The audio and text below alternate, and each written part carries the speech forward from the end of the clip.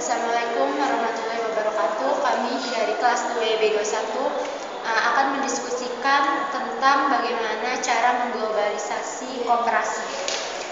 Baik, saya akan memperkenalkan anggota dari kelompok kami. Yang pertama itu Tria, Irma, Mary, dan Nia. Langsung pada pertanyaannya. Yang pertama, apa yang Anda ketahui tentang koperasi? 3. Koperasi adalah sekumpulan orang-orang, penggabungan orang-orang berdasarkan kesukarelaan, terus terdapat tujuan ekonomi yang ingin dicapai.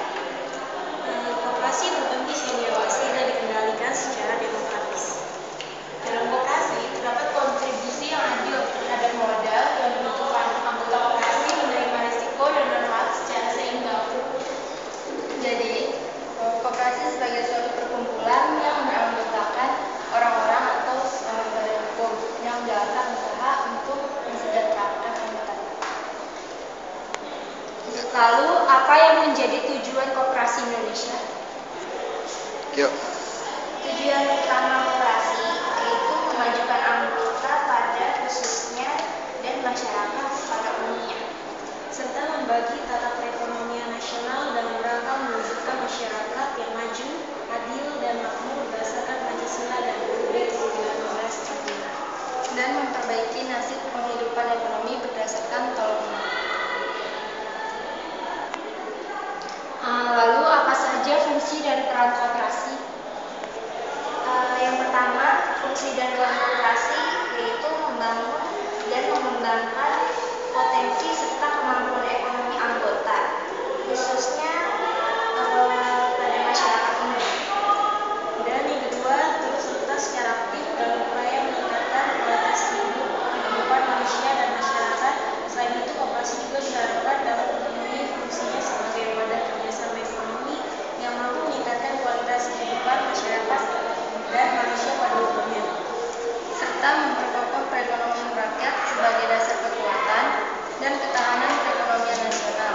Koperasi adalah satu-satunya bentuk perusahaan yang dikelola secara demokratis. Berdasarkan sifat seperti itu, maka koperasi diharapkan dapat memainkan perannya dalam menggalang dan memperkokoh perekonomian rakyat. Lalu bagaimana pendapat Anda tentang perkembangan koperasi Indonesia? 3. Kalau menurut saya sih, koperasi yang di Indonesia bisa dikatakan diam di tempat saja. Ya, maju tidak mundur. 3. Juga jarang terdengar prestasinya. Itu semua ada permasalahannya. Permasalahan Belum. Ya. Permasalahan apa saja yang dihadapi oleh koperasi? Masalah koperasi itu secara umum ya, yaitu yang pertama, koperasi jarang peminatnya, dan yang kedua, sulitnya koperasi berkembang. Yang ketiga, masalah permodalan. Yang keempat, masalah internal karena contoh sistem kerja, regenerasi organisasi, sistem pengawasan kerja koperasi, dan lain-lain. Karena masalah koperasi sangat luas dan sangat kompleks, maka diperlukan ide atau pemecahan masalah yang dapat membantu koperasi untuk berkembang. Apa saja solusi dari masalah-masalah koperasi tersebut? Karena koperasi kekurangan peminat, dapat diatasi dengan memberi inovasi-inovasi yang dapat menarik minat orang banyak. Contohnya dengan mengadakan kegiatan yang sifatnya memberi peluang usaha bagi anggota dan menambah skill bagi anggota yang bermanfaat untuk menghasilkan pendapatan bagi mereka. Misalnya, kerajinan tangan berupa souvenir yang laku dijual dan menghasilkan pendapatan. Yang kedua, koperasi itu sulit berkembang.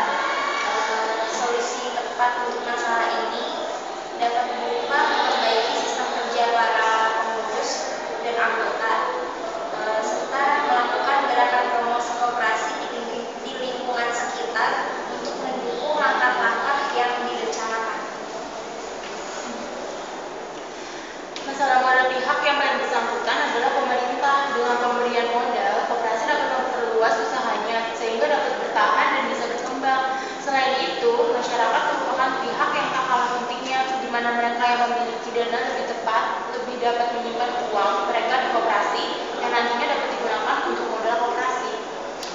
Untuk mendukung proses berkelanjutan koperasi, perlu regenerasi dari pengurus yang tua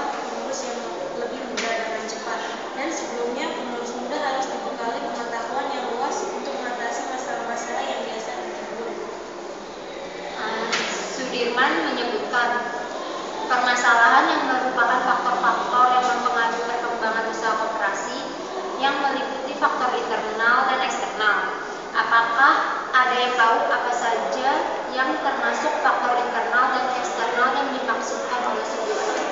Saya tahu. Faktor internal yang dimaksud antara lain partisipasi anggota, solidaritas antar anggota koperasi, pengurus koperasi yang juga tokoh masyarakat, skala usaha, perkembangan modal, keterampilan manajerial, jaringan pasar, jumlah dan kualitas SDM para pengurus dan manajer, pemilik dan pemanfaatan perangkat teknologi produksi dan informasi, sistem manajemen, kinerja pengurus. Sedangkan faktor eksternalnya yang pertama, komitmen pemerintah untuk menempatkan koperasi sebagai sokong guru perekonomian nasional. Sedangkan yang kedua, sistem prasarana, pelayanan, pendidikan, dan penyuluhan. Yang ketiga, iklim pendukung perkembangan di Indonesia. Yang keempat, dicabutnya fasilitas tertentu oleh pemerintah. Dan yang kelima adalah tentang harga. Jadi dengan kondisi koperasi Indonesia seperti ini, dapatkah koperasi untuk go internasional? Menurut saya bisa, tapi kita harus mengatasi masalah-masalah yang dihadapi koperasi di Indonesia. Apa saja strategi untuk mengglobalisasi koperasi? Yang pertama, meningkatkan capacity building perkembangan teknologi, sistem operasi organisasi dan instrumen organisasi, serta yang terpenting ialah bagaimana koperasi bisa mengembangkan sumber daya manusia yang tersedia. Koperasi di Indonesia idealnya perlu untuk memberikan pelatihan SDM di dalam koperasi. Koperasinya juga harus memiliki database koperasi yang komprehensif, melihat jauh tertinggalnya koperasi dibandingkan institusi ekonomi lainnya. Rasanya sudah waktunya bagi pemerintah, dalam hal ini Kemenhub dan UKM, memiliki database yang lengkap dengan detail yang dimiliki. Misalnya, jumlah koperasi produsen menurut komoditi, daerah, bentuk, serta orientasi pasar, seperti yang dilakukan oleh FAO untuk data pertanian dunia dan perbankan nasional untuk data debitur. Yang ketiga, membuat standar manajemen, tata kelola dan strategi umum koperasi. Dengan tata kelola yang baik serta strategi umum yang bisa digunakan oleh korporat swasta, maka sedikit banyaknya koperasi dapat mengejar ketertinggalan dalam proses operasi yang dilakukan selama ini. Apalagi jika koperasi dapat menerapkan teknologi jaringan informasi yang banyak dilakukan oleh swasta. Hal ini akan sangat mengangkat kinerja dan produktivitas bisnis dari koperasi Indonesia. Selain itu, apakah ada strategi lain untuk mengglobalisasi koperasi? Ya, ada, antara lain mengenalkan koperasi kita ke dunia luar, membuat cabang koperasi di negara lain, membuat koperasi yang khas bahwa ini adalah koperasinya Indonesia. Namun begitu, dunia internasional akan lebih mengenal kalau ini adalah koperasi Indonesia. Turut serta dalam kooperasian internasional. Dengan begitu, nama koperasi Indonesia akan dikenal di dunia luar. Selain itu, mengikuti pameran mengenai koperasi tentunya. Terlebih lagi apabila pameran internasional.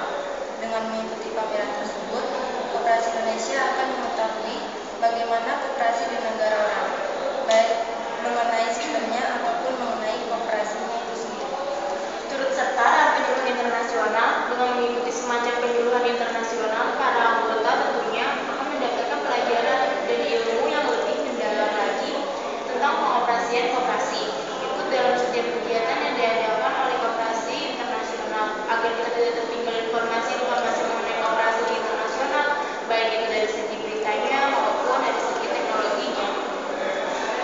Dengan melakukan hal-hal tersebut, dengan pertimbangan yang baik, ada kemungkinan bahwa nantinya koperasi Indonesia dapat dikenal di dunia internasional.